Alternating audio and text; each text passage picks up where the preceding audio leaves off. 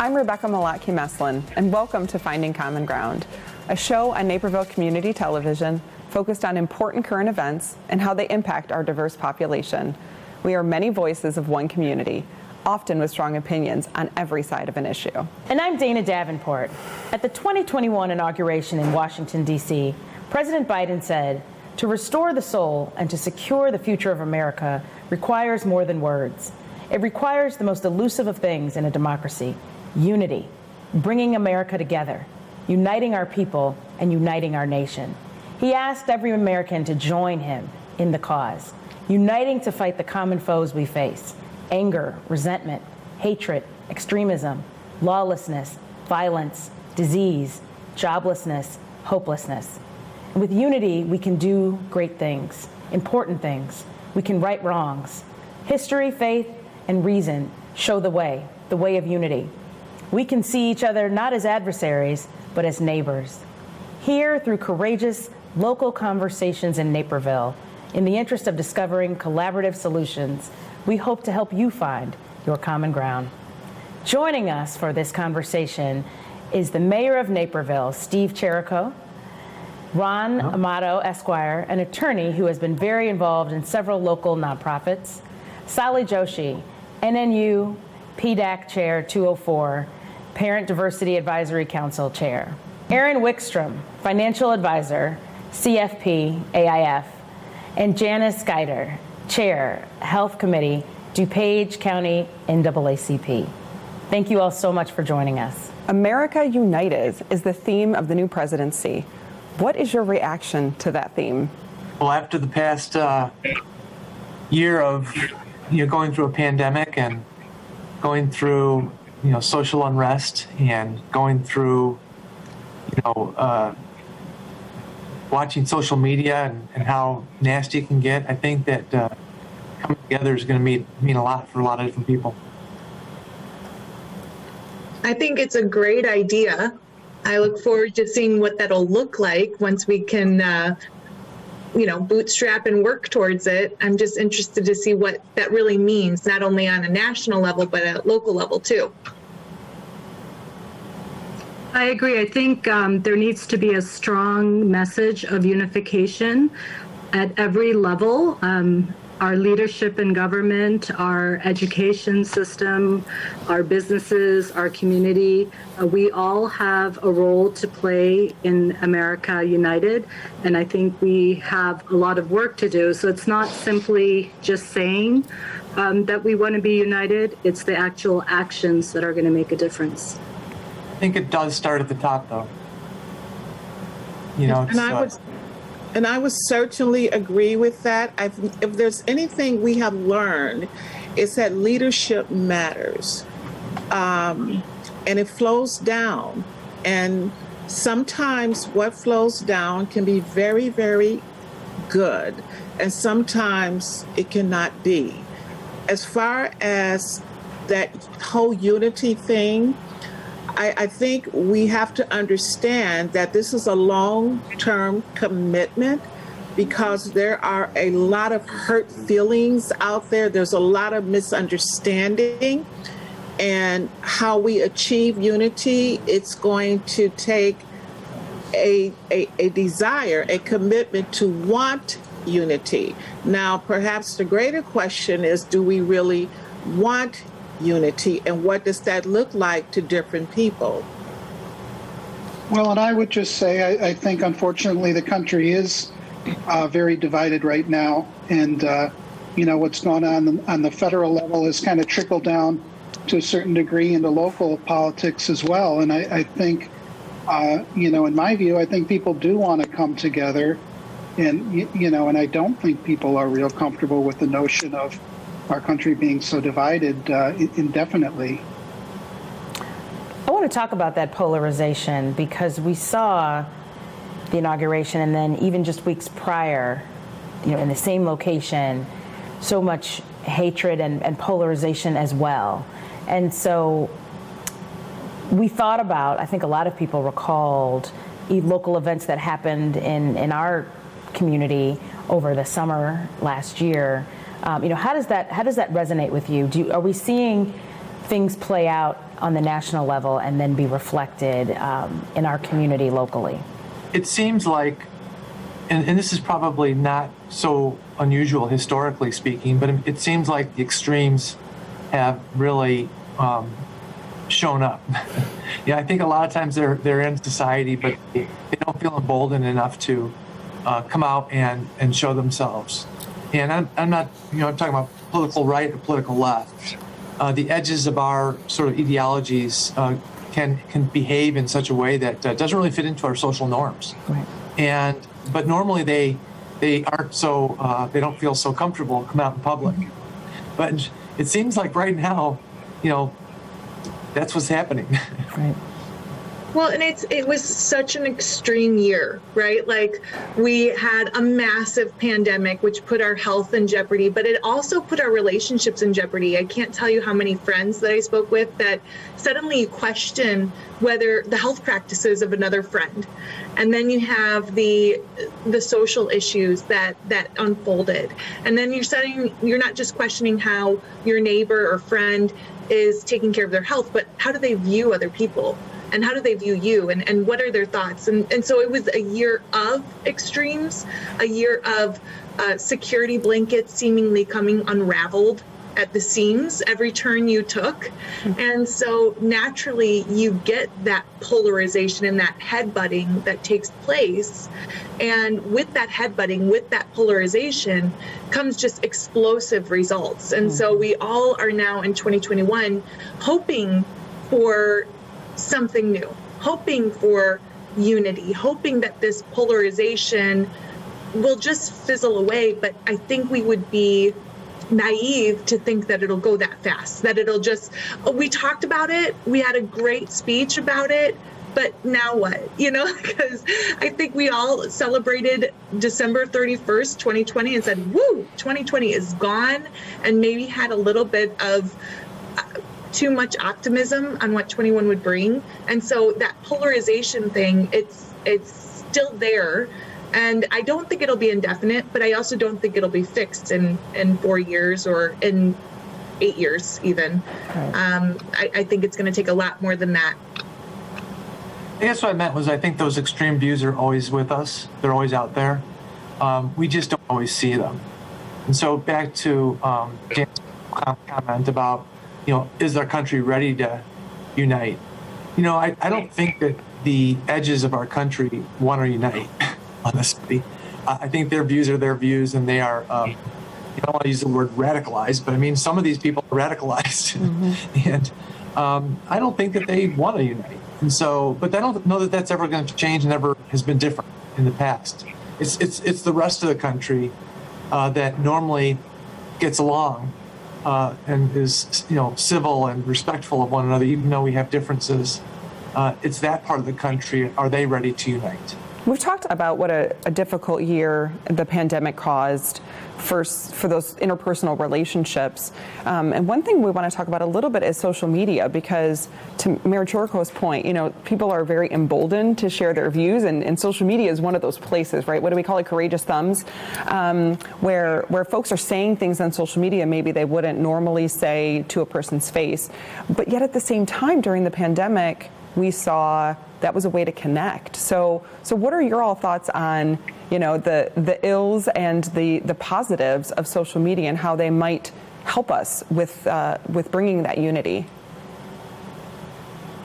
I think there's a balance when it comes to social media. I truly believe that a lot of social media can be used for good. I mean, it has toppled governments that should have been toppled. It has for civil rights movements around the country, for human rights movements around the world. There's a lot of good to it, but there's a personal responsibility that comes with it.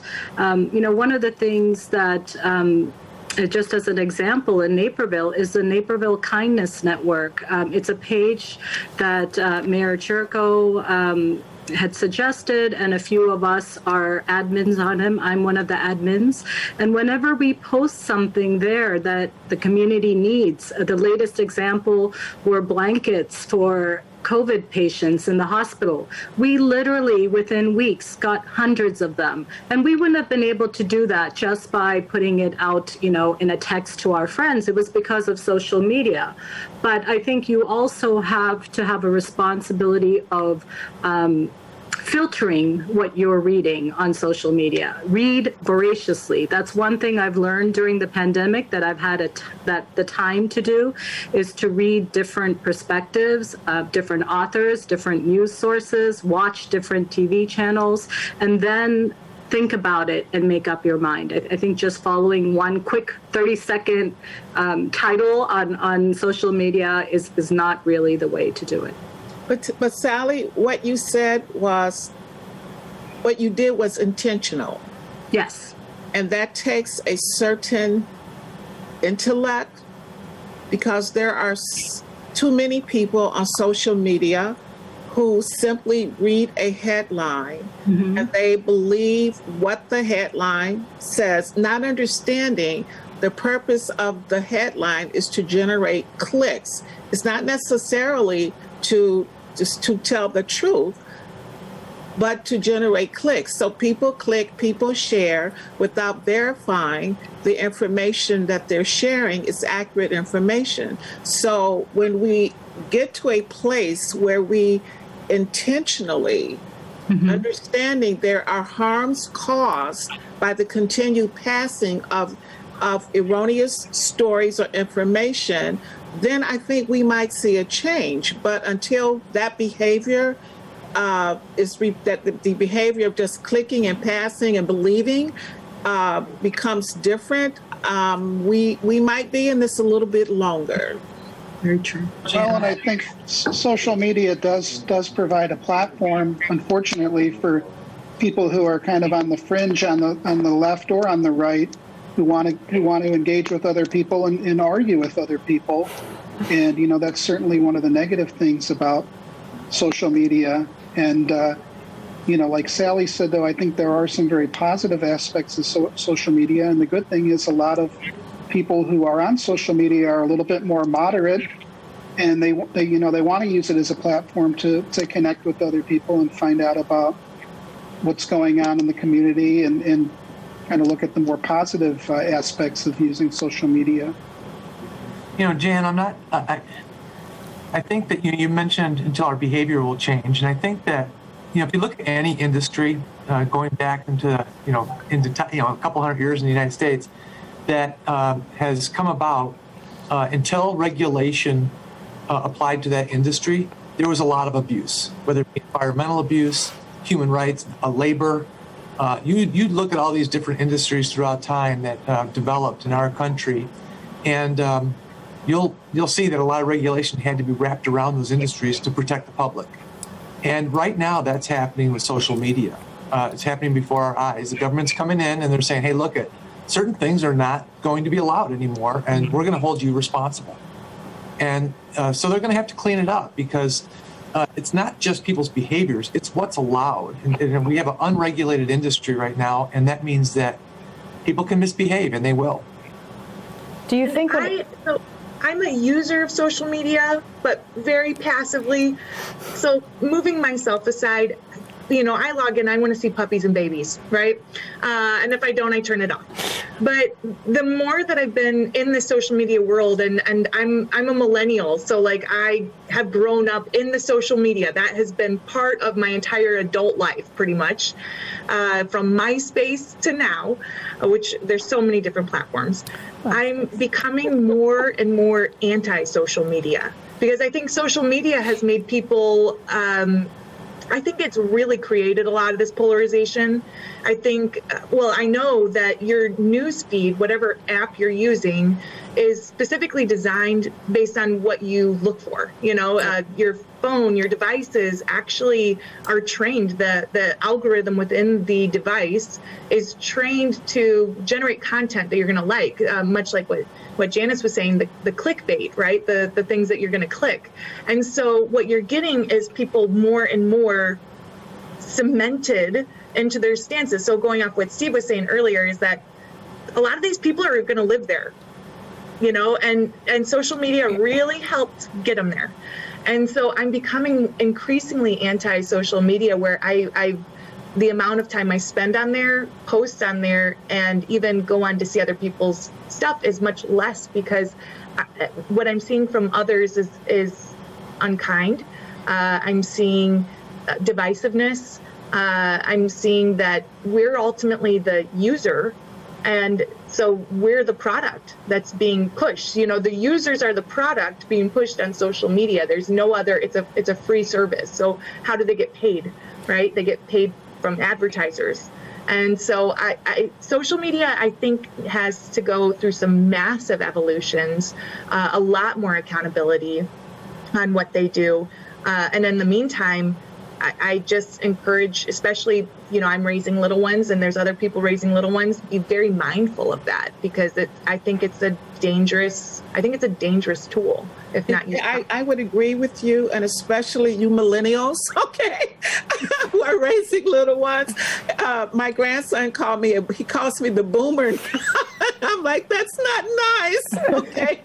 But I want to tag on that and talk about the unkind things and unkind words that people say without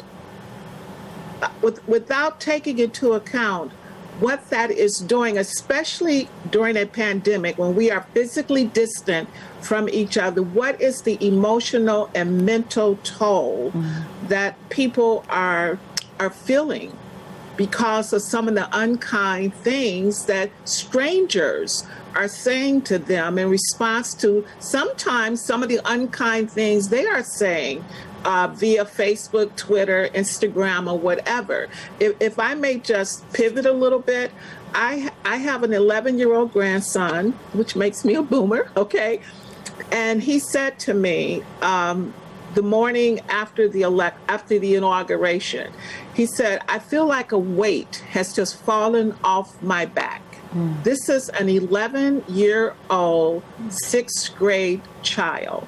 And I thought, 6th grade. I thought, what child at 11 years old should feel, because of our body politic, that kind of burden for what's going on in our country?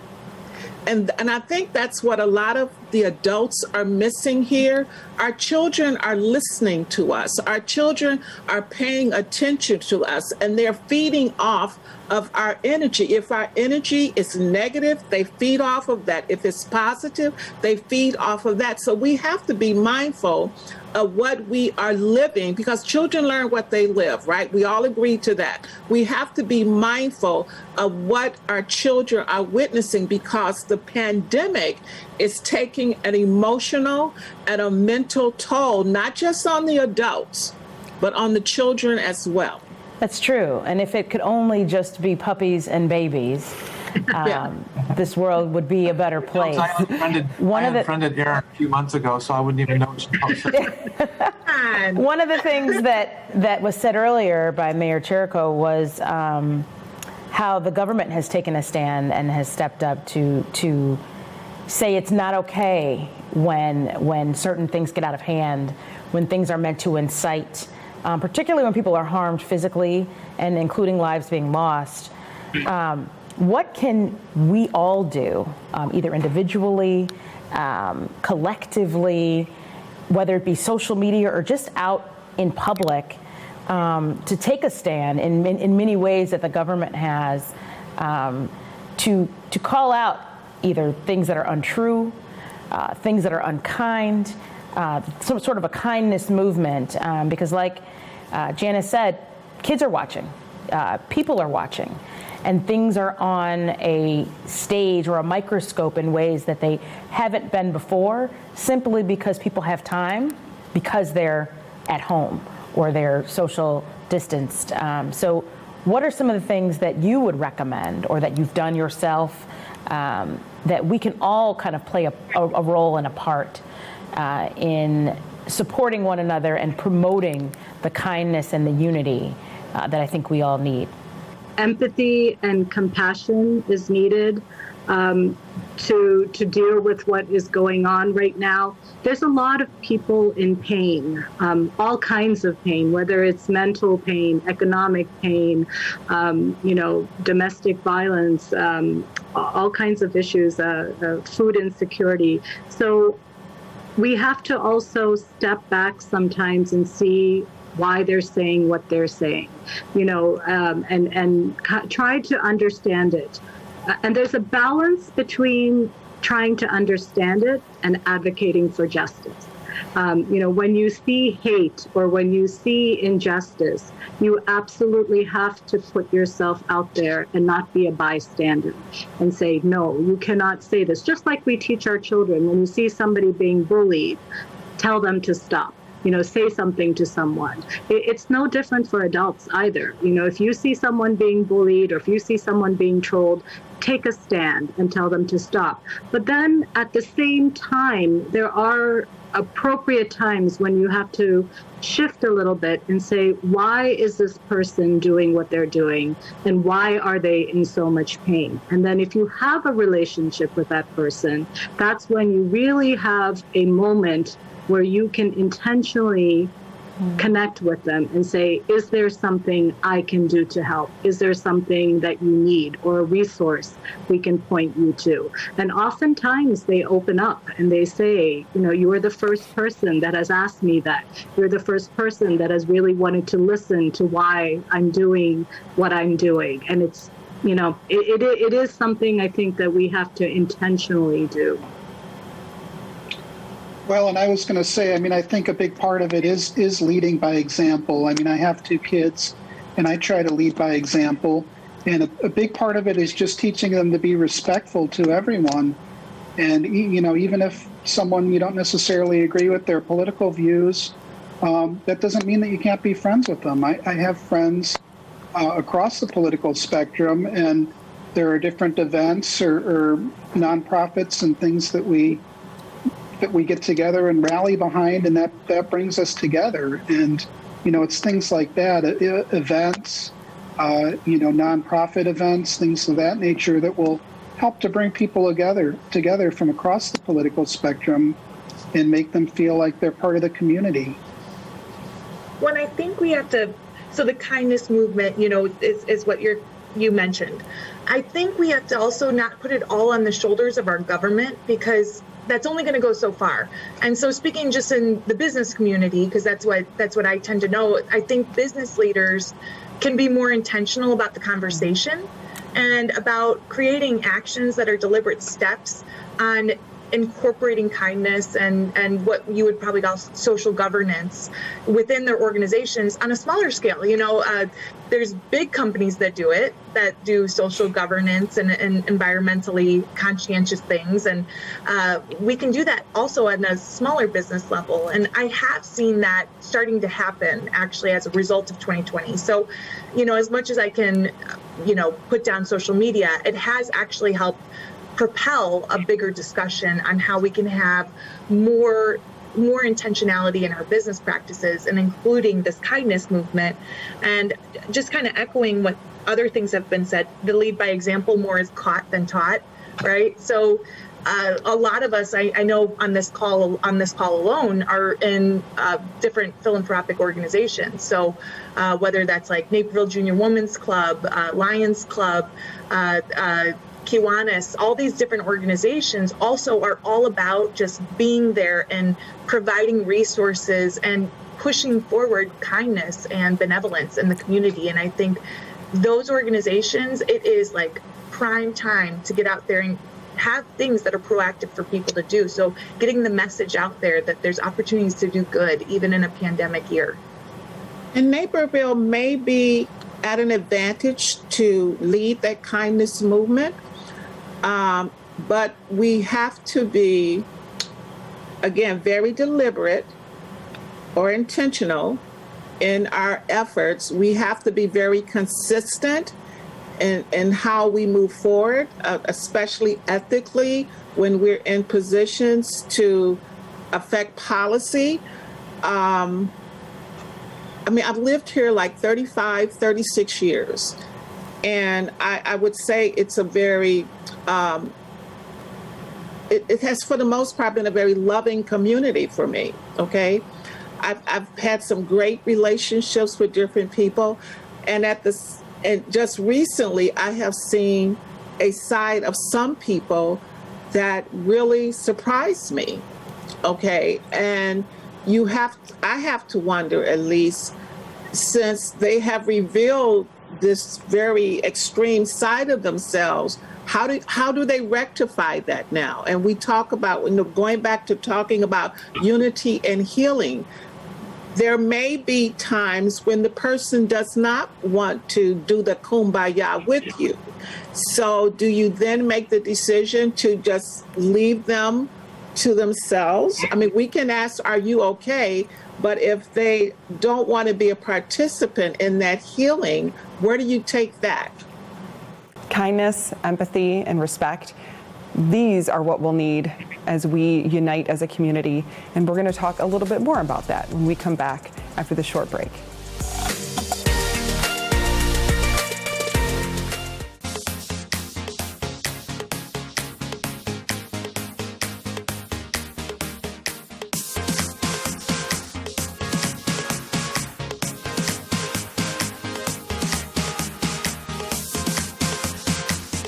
Looking for a fun way to spend a day or night out this winter? Head to downtown Naperville, where you can enjoy great shopping, from national favorites to one-of-a-kind boutiques. Enjoy more than 50 restaurants for carry-out, delivery, and safe dining. Relax in one of our many spas. And for a night away, don't forget about Hotel Indigo, located right on the Riverwalk. Come shop, dine, and have fun safely in downtown Naperville.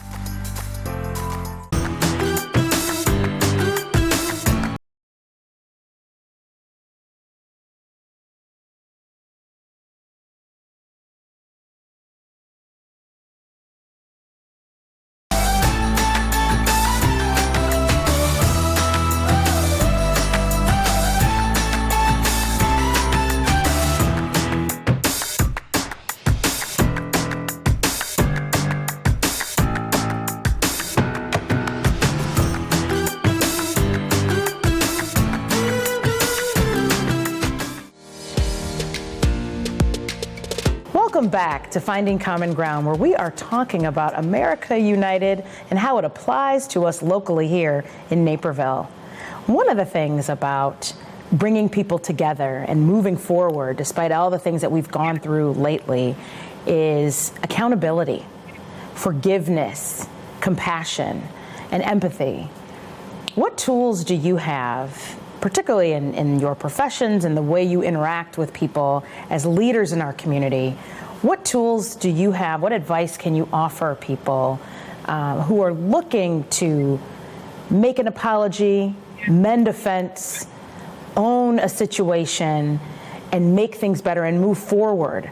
Because I think a lot of times people have just lost their cool, run out of patience, maybe said the wrong thing, and that's one way we can mend fences and fix some of the polarization that our community has experienced. So often you hear someone give an apology and then it's followed with the word "but," Right. and that's not an apology. Yep. But quite often that's what we hear, and so it's the art of an apology is really it's much deeper than that.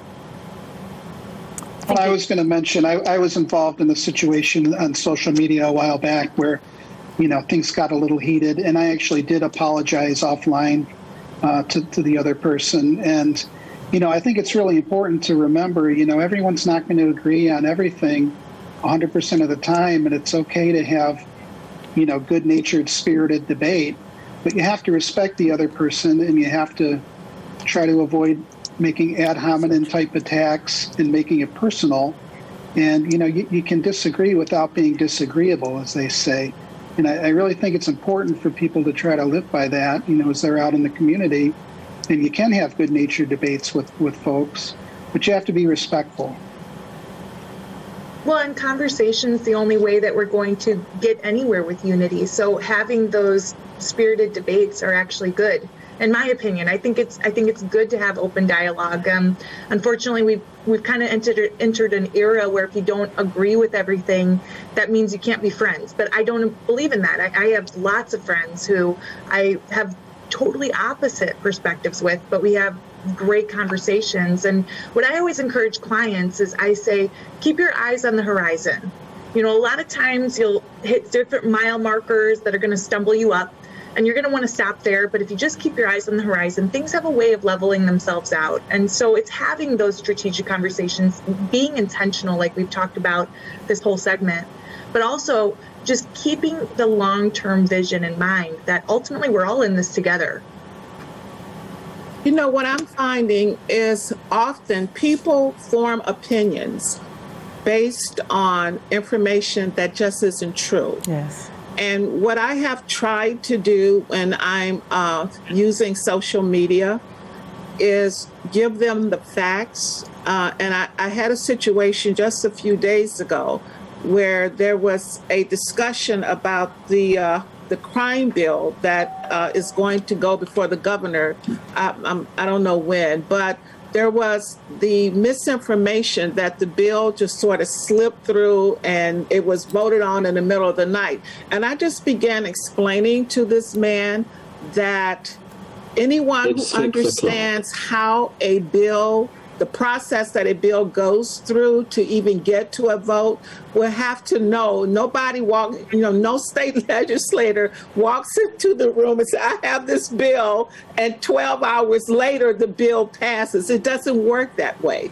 And once I just, for some reason that day, and I think because he seemed open to really receive good information, once I explained to him how the process works, he actually thanked me. He really didn't know.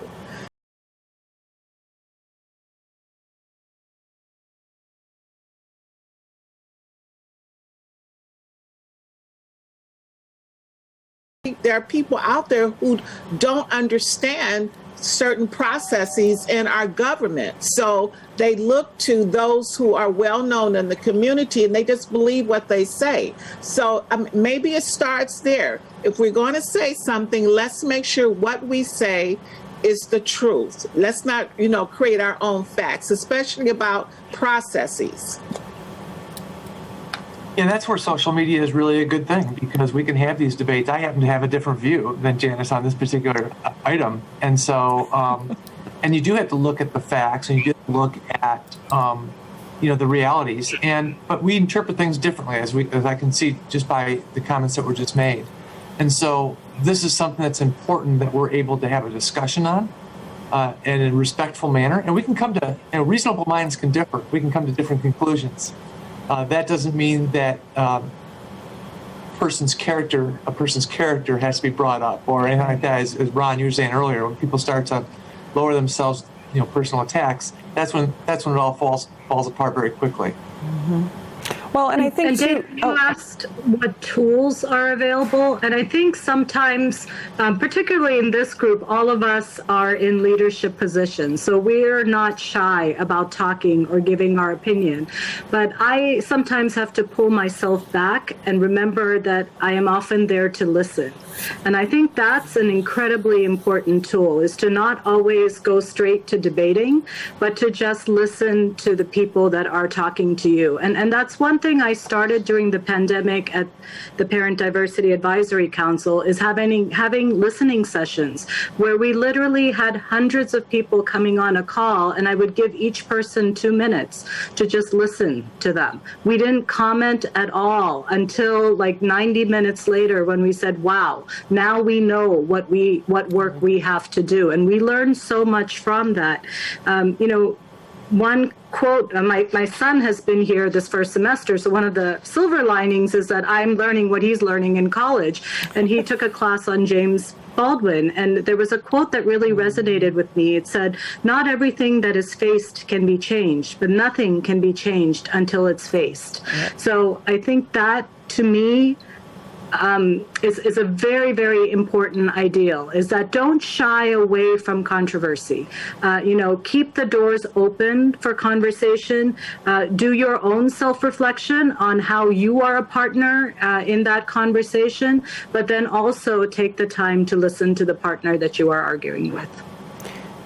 Well, I totally agree with that. I mean, listening is very important. And, one thing I've learned from being an attorney is oftentimes there are good arguments to be made on both sides of an issue.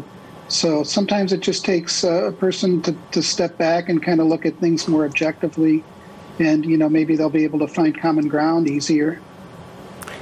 As we close out this episode, one of the things that we want to ask you all is to think about what becomes of our city and what becomes of our nation if we don't find that unity, if we don't all make a concerted effort together to become a united America. We will.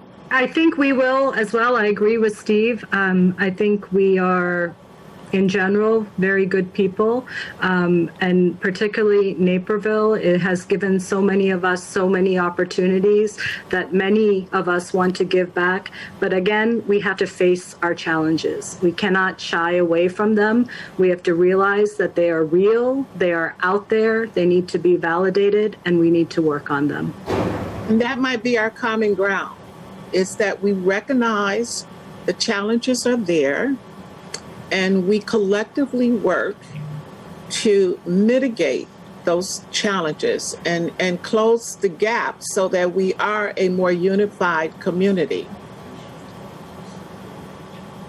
And I think a lot of people, especially recently, I've heard a couple of our former presidents say this just in the last week, that we all have a lot more in common than differences. And so, everybody wants to, be able to raise their children, their family in a safe environment. You want to have, food that's clean and healthy and safe. And you want to live in a safe neighborhood. And there's a lot of things that we all can very easily agree on. And you start there. You start there. Well, and the cost of not uniting is too great. Yeah. The cost of not coming together would just cause, again, that further division. We've already seen this huge polarization, and it would just get worse from there. You then see people in division over the smallest things. It'll just get more intense.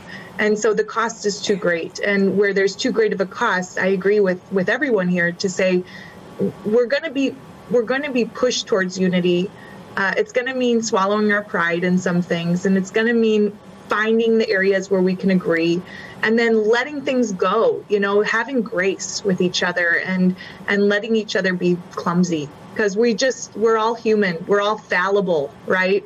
We're not going to get everything exactly correct, and just having that humility, that grace, and that understanding that the cost of division is too great. I think that's where we go. I like that you said grace, because grace sort of ushers in civility. And I think that's what's been one of the things that's been missing, is that respect and civility. Again, we all agree that we don't have to always agree with each other, but giving that grace to others to express themselves and accepting that in a civil way. And I know I'm going to bring this in now because we talked about it on the break, understanding the burden of holding things in, and this goes into that allostatic load that we all have to deal with. And when we don't deal with it in an appropriate way, it causes our bodies, our immune systems especially, to start to break down. So we have a lot to win. We have a lot to lose, and we have to decide, are we winners or are we losers? And if for no other reason, we have a lot of children out there who are looking up to us, who need us to lead, to guide them. So we cannot allow Naperville, to not come together, because we have a whole generation of young people who need us to lead the way, including my grandchildren, all three of them. Well, and I will say on that note, I think in Naperville we have such a great community and we have so much to be proud of. And people really do have more in common, I think, than they realize. People on both sides of the political spectrum really want what's best for Naperville. And it's just a matter of, working to find common ground and having civil discussions with one another. And I think eventually we'll gravitate kind of in the direction where, we're not going to be as divided as we have been.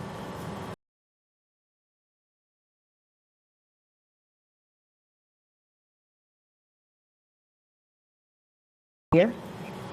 And you can elevate your understanding if you take the time to listen and find empathy in ways that you can connect with people who don't look like you, hear what they have to say, try to see things from a different perspective, and practice that compassion and grace. Thank you to our guests who joined us here today for such an important conversation on bringing our community together, bringing our country together, and moving forward in abilities of just being a united community, a united front, making things better than they were yesterday. That is how we find common ground. We'll see you next time. Thank you. Thank you.